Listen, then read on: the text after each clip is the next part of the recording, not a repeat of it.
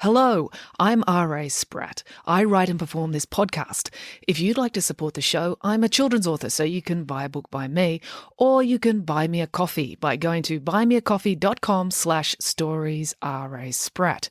It's an easy way to make a small thank you gift to the show so I can keep kicking this can down the road. The podcast directory you're using right now should have a link to my Buy Me a Coffee page in the show notes, or you can type it into your browser. That's buymeacoffee.com/storiesrasprat. All contributions are gratefully appreciated.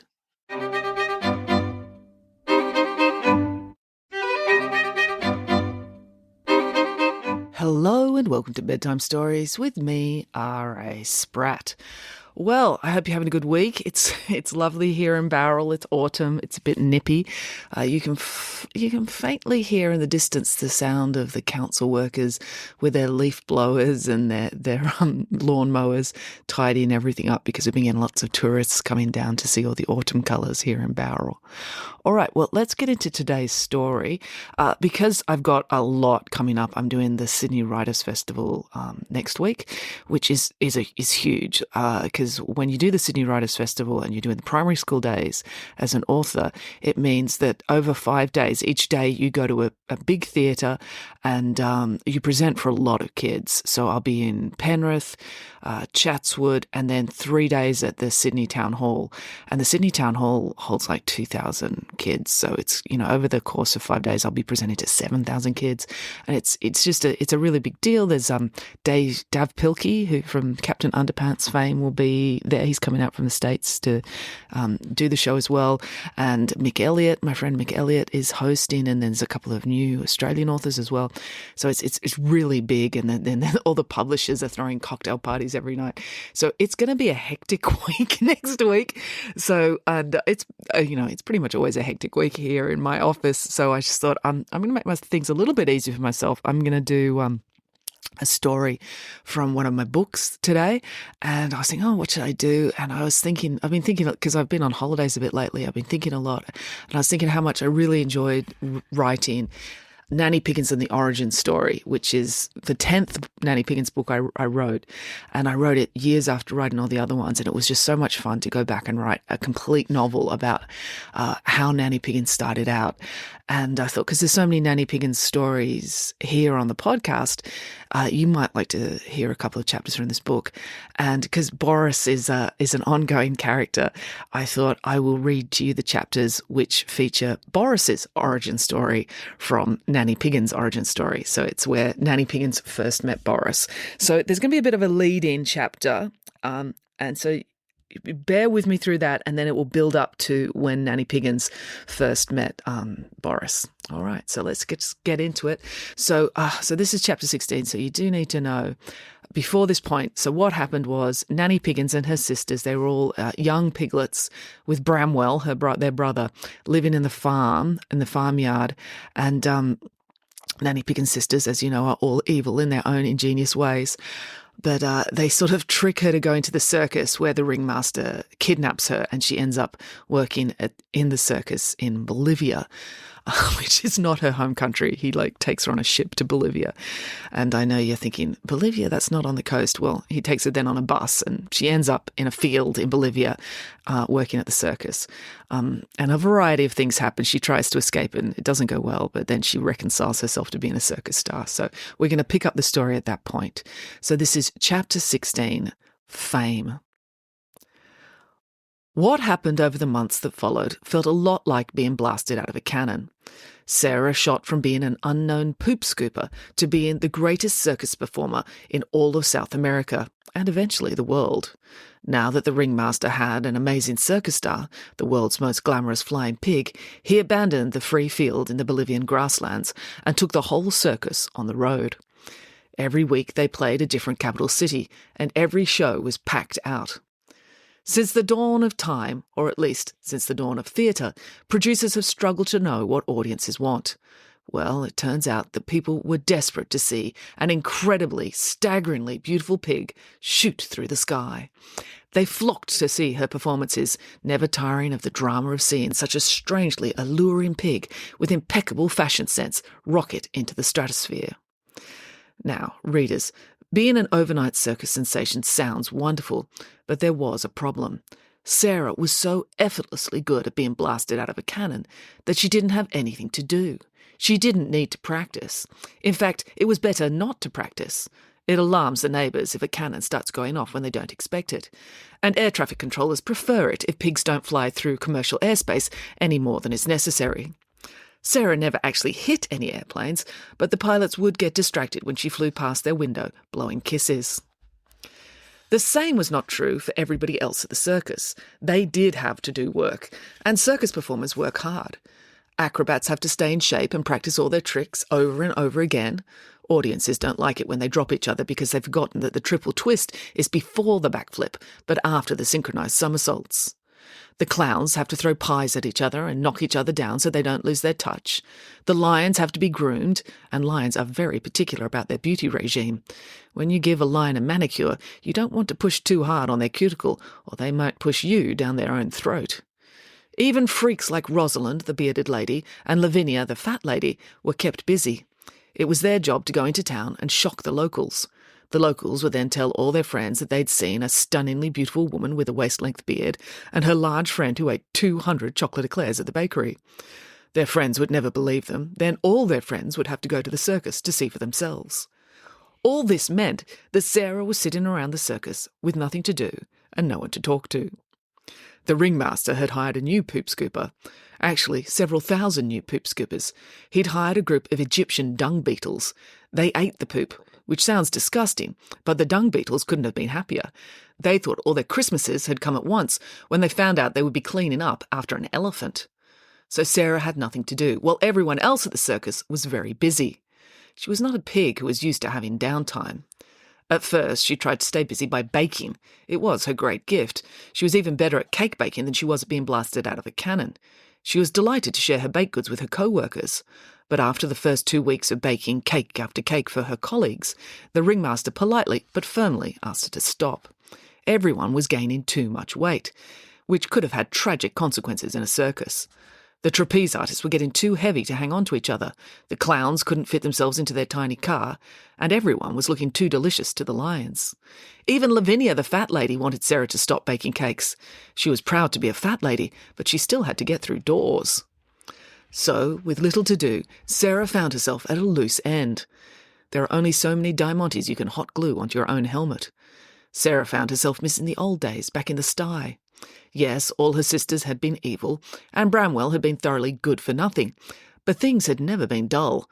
As is so often the case with siblings separated by the tyranny of distance, Sarah found herself missing the hair-pulling, the wrestling, the noogies, wedgies, nasty quips, and treachery. You see, real life is not like in the movies. In the movies, when someone loves someone else, they say, "I love you," and then they hug, or, if it's romantic love, they kiss, which is wildly unhygienic, but nevertheless, that's how it's done. But in real life, there are many more languages of love. Families, in particular, express their love in 1,000 peculiar ways. Some parents express love by baking elaborate, stressfully difficult birthday cakes for children too young to appreciate the trouble they went to. Some parents express their love by working incredibly long hours at the office to pay for overblown school fees for the children they never see until they've gone to bed at night. And Sarah's sisters express their love with constant fighting, horrible insults, and attempted poisonings with vegetables.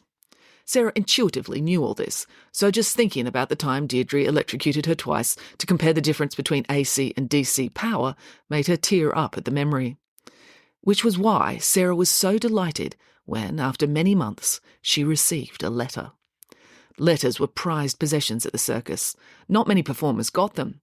Most of the performers could read and write themselves, but their families were not so lucky. In particular, the animal performers usually did not have relatives who could hold a pen, let alone write in a language that a postal sorter could understand. Also, the ringmaster made it deliberately hard for anyone to find where he was going next. He took the evasion part of tax evasion very seriously. And evading tax also meant evading the postman. As a result, most of the post was usually for Rosalind, from the countless men who had fallen hopelessly in love with her at the previous towns the circus had passed through. But one morning, as everyone from the circus was sitting in the mess tent eating breakfast, Lavinia the fat lady brought over a letter for Sarah. "A letter for me?" exclaimed Sarah. "But no one knows I'm here." Apparently someone does, said Lavinia. Sarah took the envelope. Oh, my goodness, it's from Wendy. She's one of my identical 14-uplet sisters. Perhaps she's going to come and rescue you, suggested Rosalind. Oh, that would be nice, said Sarah. She opened the envelope. A large group of circus performers had gathered around, curious to hear her news from home, so Sarah read it aloud. Dear Sarah, I hope the ringmaster who kidnapped you is treating you well. She knew I'd been kidnapped by the ringmaster, exclaimed Sarah. This was a surprise. She thought her sisters had run away without knowing.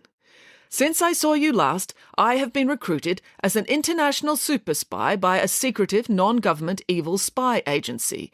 Using their satellite and surveillance equipment, I was easily able to discover your exact location. Then why didn't she rescue me earlier? Sarah wondered aloud.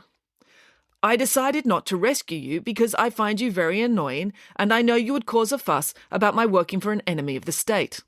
Well, she does have a point there, said Sarah, nodding her head. I would definitely stomp on her foot for that. The reason I am writing now is to inform you of the passing of our mother. Passing, said Sarah. Passing what? The sugar? The salt? I don't understand. The other circus performers looked at each other. None of them wanted to explain. Rosalind was the bravest, so she took Sarah's trotter in her hand. I think by passing, your sister means... Rosalind took a deep breath and tried to think of the kindest way to explain it. Your mum has passed away. Huh? Said Sarah. She was still confused. She's saying, Rosalind tried again, that your mother has died. The horrible truth began to dawn on Sarah. No, she gasped. The letter fell from her hands. Lavinia, the fat lady, burst into tears. Kevin the camel did too. The Flying Lee brothers didn't really understand what was going on because they only spoke Korean, but they sensed that it was sad news, so they knew now was not the time for acrobatics. Rosalind picked up the letter. Would you like me to read the rest for you? Sarah couldn't speak. Her heart was breaking. Rosalind thought it was better for Sarah to find out the whole truth, so she read on. According to intelligence reports, our mother, Boadicea Joan Piggins, was hit by a bus while running across a busy road because there was a van selling freshly cooked doughnuts on the other side. Everyone in the whole mess tent was weeping now. But that's dreadful, sobbed Sarah. I know, the poor woman, said Rosalind. No, I mean it's dreadful that someone would sell hot doughnuts next to a busy road, said Sarah, blowing her nose loudly on the corner of the tablecloth. Of course people are going to mindlessly run towards hot doughnuts. It's grossly irresponsible. Yes, they should have parked the van somewhere else, agreed the lion tamer. No. You can't blame a donut van for making donuts, said Sarah. Tears were now streaming down her face. I blame the government. They should have closed down the whole street while the donuts were being sold. The motorists wouldn't have minded. They would have been happy eating the donuts. I'm so sorry, Sarah, said Rosalind, putting her arm around Sarah's shoulders. She turned to the rest of the circus performers. Quick, someone run and fetch Kylie the koala. Sarah needs a hug, and koalas can hug all day. All right, well, that's the end of the chapter, but we'll keep reading and move on to chapter 17, A Newcomer. Over the days that followed, the other performers were all very kind and sympathetic as Sarah came to terms with this shocking news. It was so hard to believe, when she was so far away from everything familiar, that her dear, if grossly irresponsible mother was gone. Even the ringmaster was kind to Sarah. He wasn't a totally immoral man. Well, actually he was, but there was no fun in tormenting someone who was already tormented, so he didn't actively come up with any cunning schemes to enrage her while Sarah was coming to terms with her grief. If anything, the tragedy made Sarah a better employee. She lost the will to fight. She lost the will to escape. She just accepted the excessive workload, dangerous conditions, and crazy stunts that were set up for her day after day. And the audiences never noticed that the incredibly glamorous pig flying through the sky, defying gravity, ballistics, and common sense, was heartbroken. It's hard to see the loss in a pig's eyes when she's travelling at 300 kilometres per hour towards the stratosphere. The other performers tried to cheer her up. Esmeralda the elephant tried to delight Sarah with a soft shoe shuffle. The strong man tried to make her smile by ripping a hole in the side of the ringmaster's caravan so she could reach in and steal his chocolate biscuits. And Brianna the fire breather even set her own wig on fire to try to take Sarah's mind off her sorrows. But nothing could break the gloom that had settled over her. It was when she went to bed at night that Sarah felt most alone. She missed her mother, she missed her sisters, and she even missed her disgusting, no-good brother, Bramwell. So, when she first heard the sound of someone weeping, she assumed it was herself. Then she realised that no, her face was dry. Someone else must be expressing the emotion that she was feeling. Someone very unhappy. Now, you have to understand, in a circus there is zero privacy, because there are no walls. Well, there are walls, but they're made of canvas, so they don't perform any of the normal functions you expect from walls.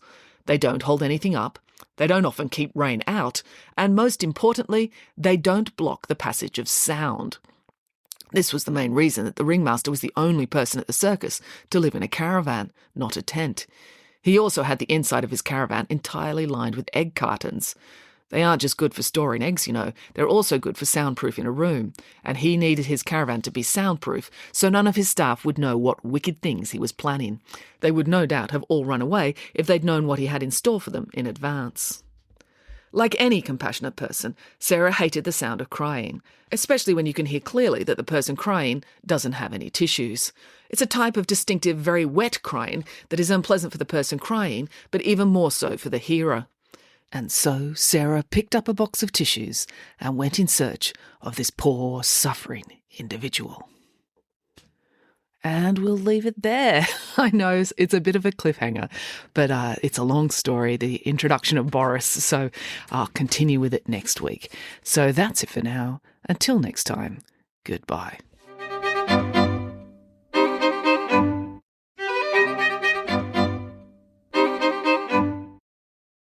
Hello, it's me again.